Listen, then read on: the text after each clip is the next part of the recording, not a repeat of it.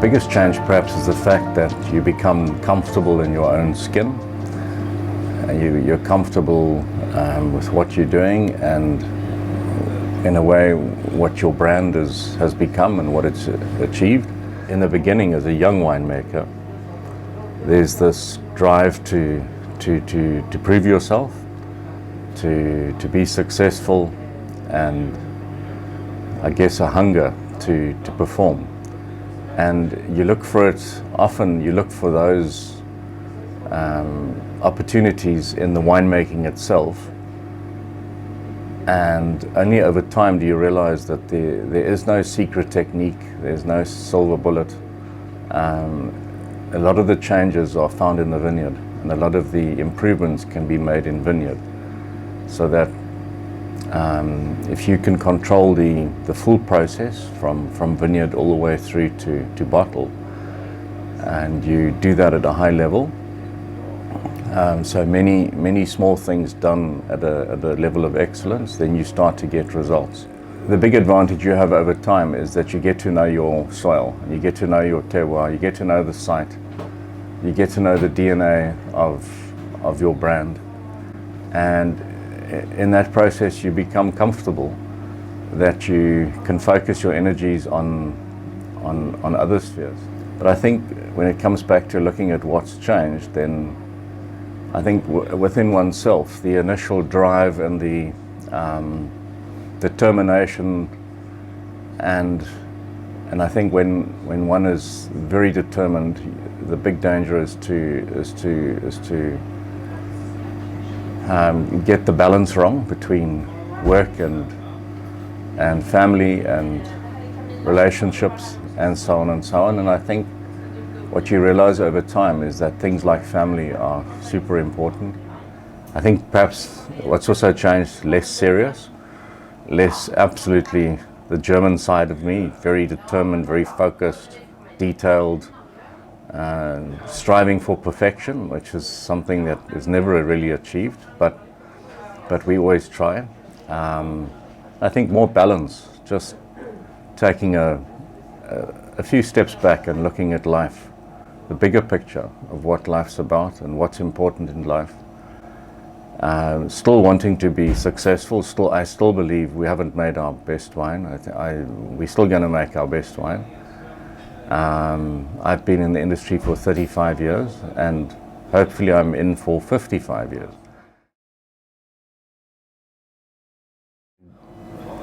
I joined the industry at an interesting time in the late 1980s, but I remember clearly for a long time as a student and the first few years of my career, you couldn't really travel. You couldn't get a visa to many countries. You certainly, this is a time before the internet and before cell phones. There was a time like that when you just couldn't get any information, and to this day I have an intense desire for information about my subject. I love reading, I love researching. It's an ever-evolving subject, and I believe knowledge is power. And it was really troublesome to get input and to get information that would elevate what you do. And so when 1994 arrived and the export gates opened, and there was a huge demand for South African wine, a lot of it I think was sympathy purchasing. There was a need to support a country that was going to try and find its way into democracy, and there was a lot of good sentiment. And I think then for the first time, as far as the industry goes, we started to realize that we are going to be flooded with information. We will have the ability to travel freely, and when we travel we learn. Johan Milan and I went on a whole series of study tours to Australia, all over Europe, and we literally just hoovered up information. And it was like somebody coming out of a desert and then finding an oasis. That thirst took a long time to to settle that thirst for knowledge and for information. And we made lots of really good contacts. And I think it just helped elevate. It was the first wave of a revolution of quality through the industry.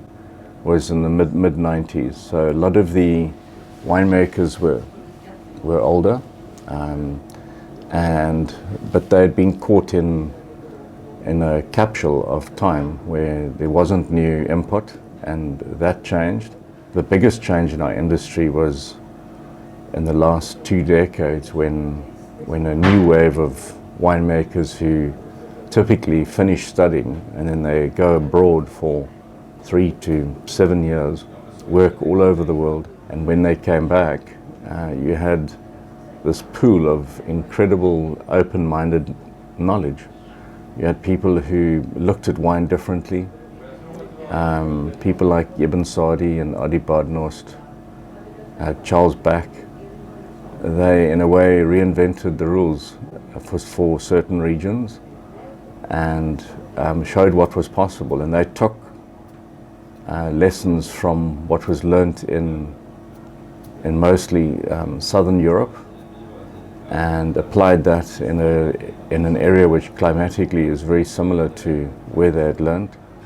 And to this day, one can credit many of those producers for the resurgence in the quality.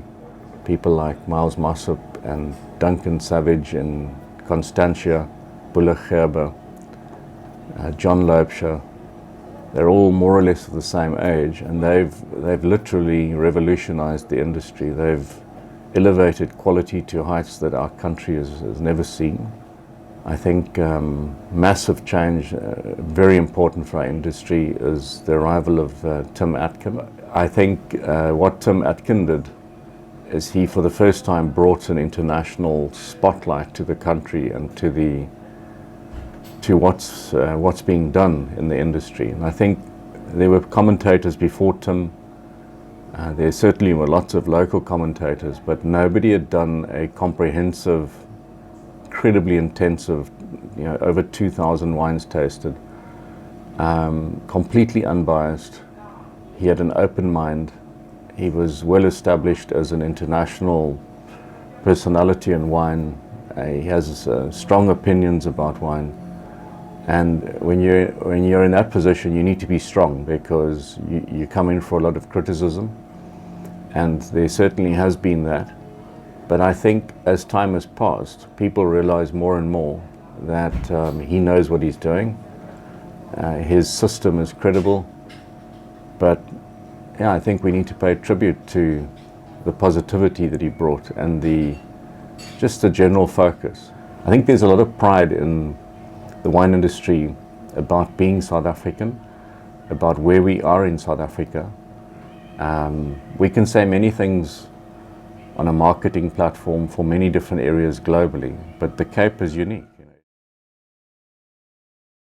I think if one is asked what the biggest concern is for the future, then it's the effect that the climate, which is changing, I think, more rapidly than at any time in our recent history, will have on variety. We've already seen, I often use the example, in the late 80s when I started in the industry in Stellenbosch, we had 30, 40, maybe 50 Pinot Noirs made as red wine, bottled and sold as Stellenbosch Pinot Noir. And today, I can't think of more than 3.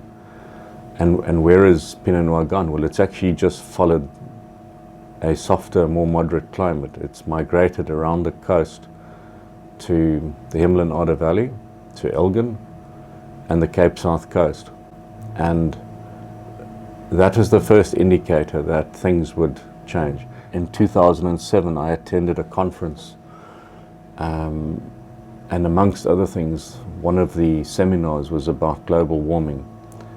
And what we heard that day, and the first time I'd heard the term global warming, climate change, was there.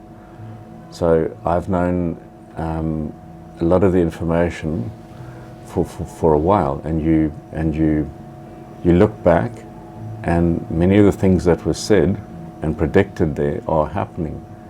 And it's a feeling of deja vu sometimes, that you think, wow, it sounded really abstract and out of this world at the time, but right now these things are happening. I remember a map coming up of Southern Africa, and there was somebody from Cornell University predicted that the western seaboard of every continent in the southern hemisphere would become warmer and drier. So the Peruvian coast, the Chilean coast, South Africa, Namibia, Angola. And then, ironically, as you move through the continent to the eastern seaboard, that would become wetter and increased rainfall. They predicted more weather extremes, more regular weather phenomena, so typhoons, cyclones would become more regular. In South Africa, we've seen devastating effects of tropical cyclones and cut-off low-pressure cells hitting the eastern part of our country. Cape Town went through an unprecedented drought in the last 7 years, where the city almost ran out of water. At Hartenberg, we've been measuring temperature and rainfall for 50 years. And if you look at especially at the rainfall figures, you start to see a pattern. I remember when I was a student, it would rain for a week, 2 weeks, non-stop. And those days are gone. That hasn't happened for 10 years. I think what we're starting to see is that varieties, temperature-sensitive varieties like Merlot and Sauvignon Blanc, they're moving. They're already moving, and I'm not sure what their long-term future is. Sauvignon Blanc is extremely popular. It's a mass-consumed variety. But I think varieties that are more heat and water adapted, like Chenin Blanc and Chardonnay, will have a greater chance of surviving the changes that come. We know that if we stopped all carbon emission and we stopped air pollution overnight, the theory says that the effect would only be seen 50 years later. We need to adapt to the changes. It's not as if we can stop them. I think we can try to stop, but it's not something that will happen in our lifetime. And one of the changes is to look at the ability of varieties to withstand the changes. And there, I think we've already seen the arrival of Southern Rhone, Southern French, Spanish, Portuguese, the Grecian islands, indigenous varieties that over time have become adapted to great temperature and to low amounts of rainfall. When it comes to the rehabilitation of water used and the recycling of water, our record is not good. I think we've certainly revolutionized the way we irrigate. When I was at Stellenbosch, France always used to say that if you irrigated vineyard in Stellenbosch, then you're not a good farmer. And if I look back, and he was around, he may just say, well, if you don't have the ability to irrigate today, you're not a good farmer. What we've done is we are religious about water recycling. No water leaves the property. Every single drop from the cellar, from all the homes, is caught up. It's put through gravel pits where microflora, bacteria break down a lot of the components in the water. The water is then filtered through a 2-kilometer reed bed system, and what we have at the end is crystal clear water in a glass, and that's all water, and that water is going back to vineyard. We've also looked at how we irrigate. If we irrigate it at night, the Australians invented subsoil irrigation, where you can avoid evaporation off the soil. And those are things that are being looked at right now. But I think for the foreseeable future, I think water will be absolutely crucial. There are many things about what Europe is experiencing as a continent that will have relevance for South Africa in the long-term future. And the very fact that The French, for example, have allowed Touriga into Bordeaux and new varieties into Cognac. And we're talking about a country that's very traditional and lots of history. They don't easily make changes for something that works. But the fact that they're prepared to make these dramatic changes shows that they understand how serious the challenge is. And I think South Africa will see many of these lessons learned applied in our industry.